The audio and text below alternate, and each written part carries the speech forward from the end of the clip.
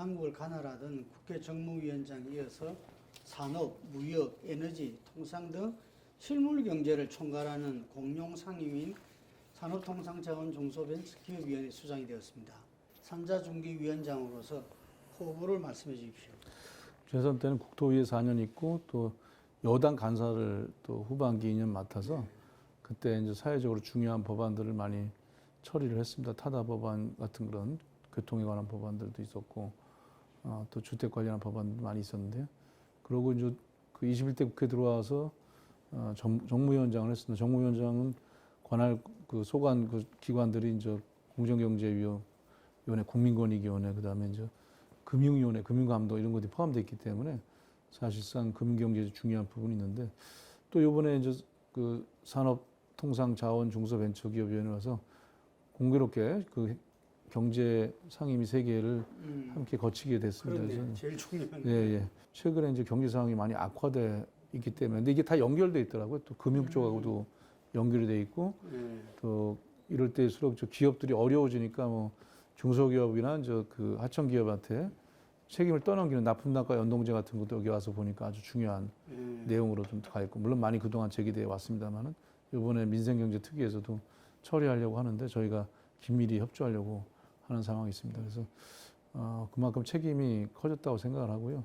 어려운 경제 상황에서 특히 코로나랑 같은 이중고, 삼중고가 있기 때문에 거기서 더욱더 민생이 그 좀 빠르게 회복되고 지원될 수 있도록 최선을 다하겠습니다.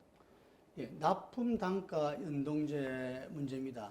현안으로 원자재 가격 상승분을 원청인 대기업 쪽에서 납품 단가에 반영하는 내용의 납품 단가 연동제 도입을 계속 주장하셨는데 이제 그 효과와 입법 전략에 대해서 여쭙겠습니다.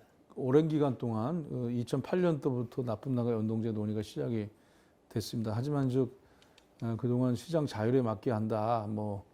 그래서 공정경제에 안 맞다 이런 논리부터 해갖고 다양한 그 이유로 인해서 계속 지연돼 왔는데 이번에 이제 우크라이나 전쟁으로 인해서 원자재 가격 상승이 엄청나게 진행이 되고 있는 상황입니다. 그래서 원유라든지 펄프라든지 비철금속이라든지 원자재 값이 급등을 해서 현장에서 지금 비명 소리가 업종을 가리지 않고 다 나와 있는 상태인데 그렇게 원자재 가격 상승에 대한 압박분들 또 대출 규모가 크기 때문에 늘어나고 있는 그런 금리 인상에 대한 이자 비용 부담의 증가, 중소기업에서 더욱더 고통이 심하겠죠. 이런 부분들에 대해서 그 기존의 납품 단가의 상승분이 반영되지 않고 있는 겁니다.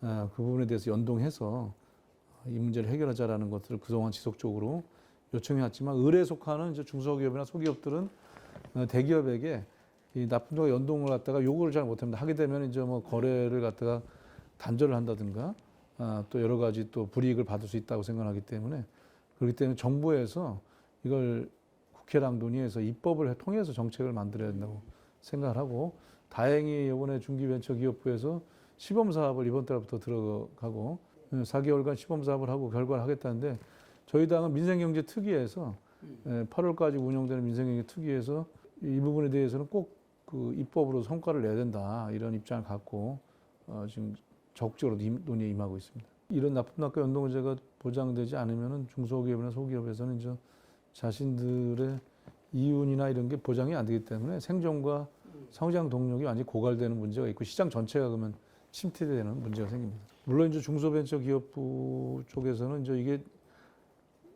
중소기업 하청기업이라는 게 또 1차 하청, 2차 하청, 3차 하청 여러 가지 형태로 다중적으로 물고 물리는 관계가 있기 때문에 좀 더 세심하게 하지 않으면은 오히려 더 문제가 될 수 있다라는 점을 우려를 하고 있는 걸로 알고 있습니다. 그래서 시범 사업을 해서 그 평가를 잘 해서 하자라는 다소 이제 그 현장 상황을 갖다 많이 고려한 측면을 얘기는 하고 있는데 걱정하시는 분들은 시범 사업을 통해서 오히려 이게 더 연기되는 게 아니냐, 복잡한 부분이 있다고 해서 이런 좀 걱정을 하고 있기 때문에 이번에는 반드시 납품단가 연동제가 실현되도록 하고 입법으로 다만 그 내에 디테일이 힘이다라는 것처럼 구체적인 세부적인 지침을 잘 짜서 또 다른 피해 기업이 발생하지 않도록 노력을 하겠습니다.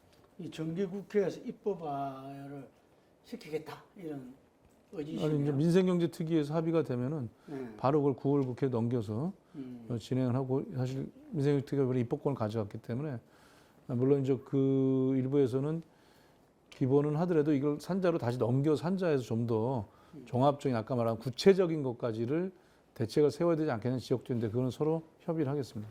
다음 공공기관 개혁 방향인데요.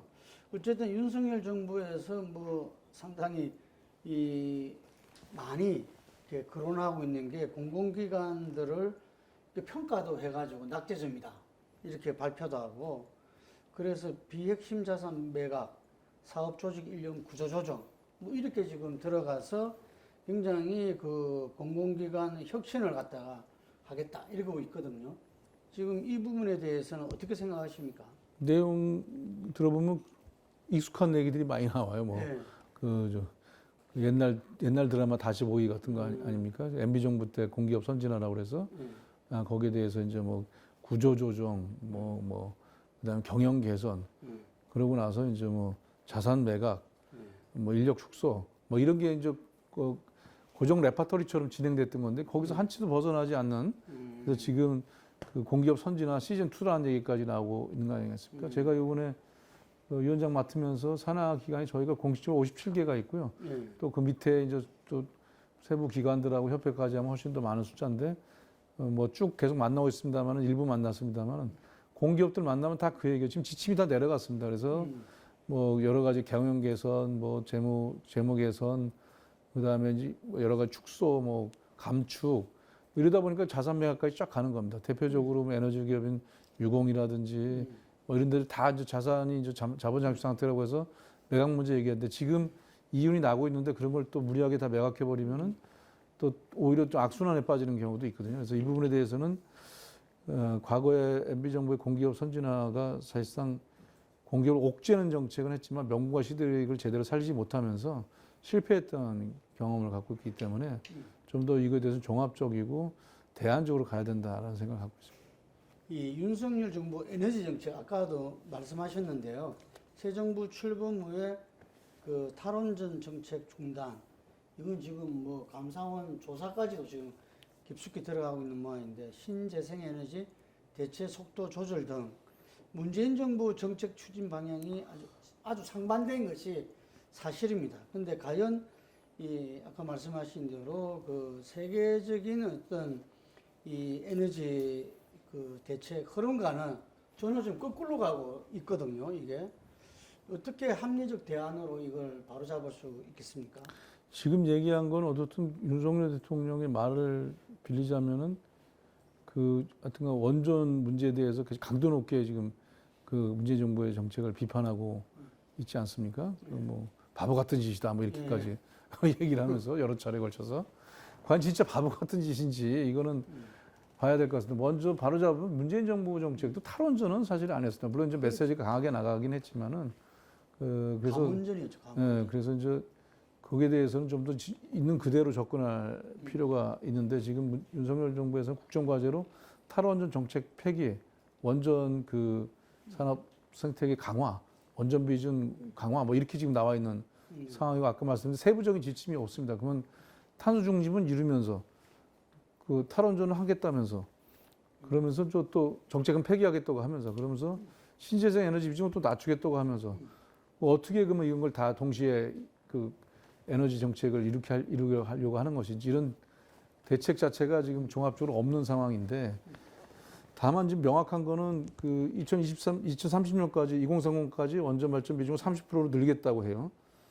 그건 각 이런 전력 수급 계획을 발표하게 되어 있습니다. 전력 수급 계획은 이제 이번에 10차가 될 텐데 재생에너지 목표를 기존 30% 20%로 낮추고 20% 중반 초중반 때 낮추면서 그 다음에 원전 비중을 높이겠다는 건데 그러면 그게 현장에서는 완전히 혼란입니다. 혼란. 그러니까 신재생 에너지에 투입되는 그런 여러 가지 비용들은 경직성이 강해요. 사실상 있어서. 그래서 시장 자체가 많이 문제가 될 텐데 전문가들이 우려가 많이 있고요.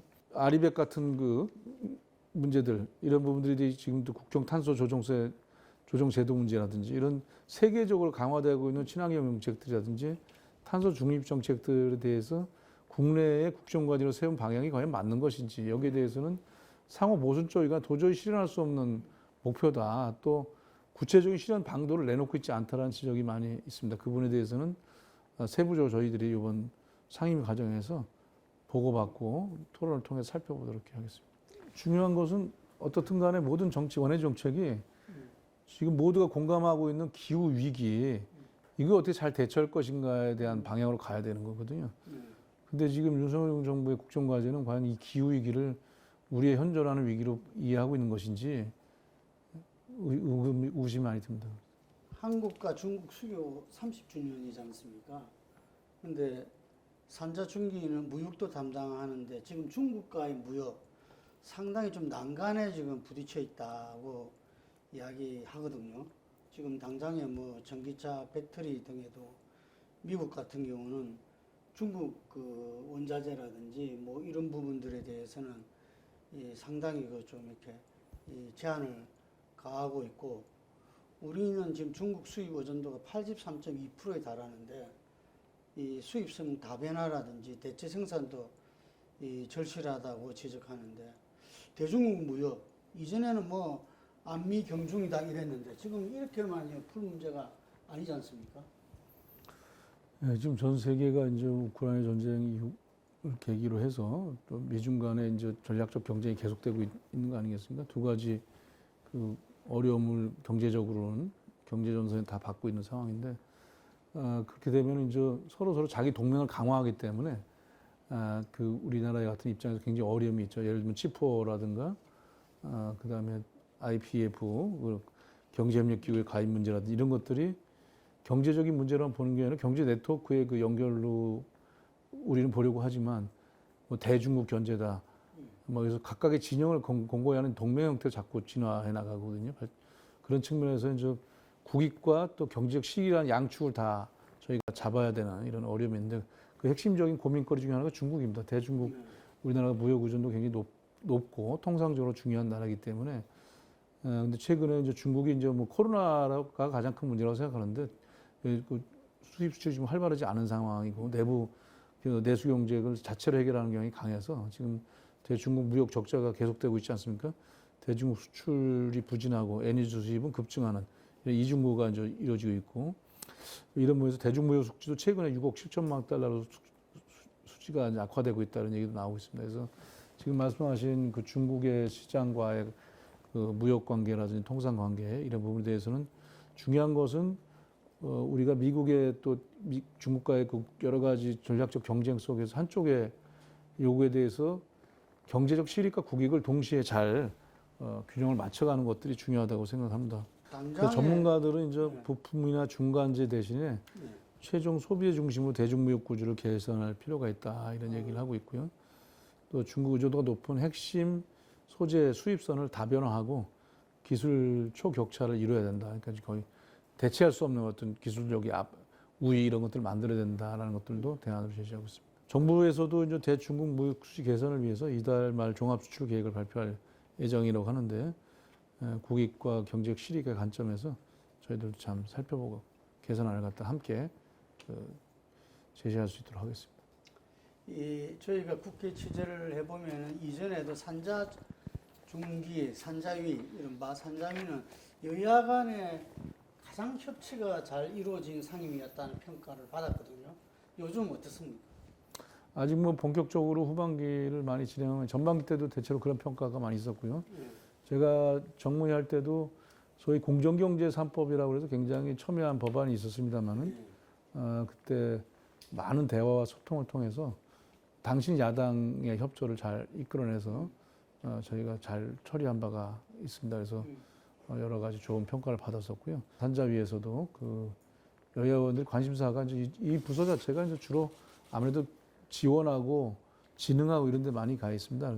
규제보다는 에너지 부분에 있어서는 다소 이제 쟁점이 있겠습니다만, 현재 또 경제도 어려운 만큼 저희가 어려운 기업과 시장들 또 경제 상황, 민생 회복들을 위해서 함께 잘 소통해서 협치해서 입법 성과도 내고 실질적인 국민들에게 도움이 되는 상임위가 되도록 노력하겠습니다. 민주당도 뭐 최대 계획이 민생이다 이런 것을 정기국회에서 국민들에게 보여주겠다 하고 있습니다. 그 위원장이 보실 때 이제 야당으로서 민주당 이 국회에 대한 국민들에 대한 어떤 국회 대책 전략 어떻게 가야 된다고 보십니까? 예, 저희가 야당이지만 또 다수 의석을 갖고 있는 뭐 거대 야당이다 이렇게 얘기도 합니다. 그래서 국정을 책임지는 것은 아니지만 또 그 국회에 대한 책임이 훨씬 높은 만큼 국회라는 것이 이제 국민들의 실생활을 잘 반영해서 필요한 정책을 만들고 또 예산을 수립하고 또 정부의 잘못을 잘 감시 견제를 또 하고 평가하고 그리고 좋은 입법을 지원하는 곳이라고 생각합니다. 저희가 국회에서는 윤석열 대통령이 현재는 뭐 공정 이런 것들 다 잃어버리고 지금 과거에 대한 어떤 그 전 정권의 차별화나 또 정치법 없어 수사나 이런 거로 간다 하더라도 국회에서는 좀 더 소통해서 민생을 최대 개혁으로 하는 그런 입법적 성과를 많이 낼 수 있도록 최선을 다하겠습니다.